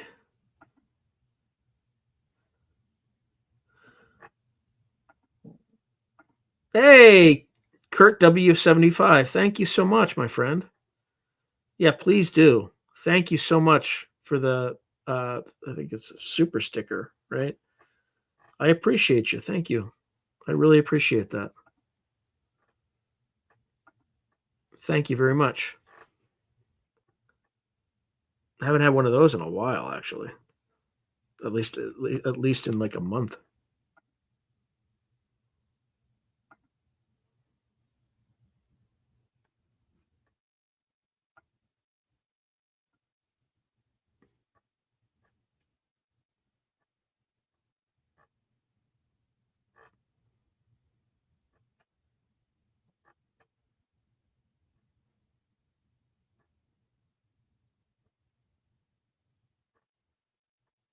All right, everyone.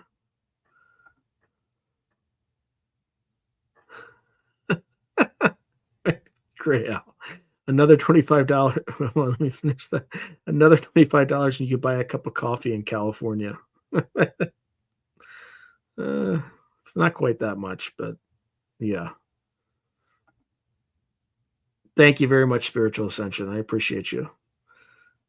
Hey, I was just in Pennsylvania, Kurt, in September. I was in Pittsburgh, so for business stuff. So thank you very much. Kurt says I'll stay in Pennsylvania. Thank you, my friend. All right, everyone. Good night. God bless. And I will see you again next week. Good night.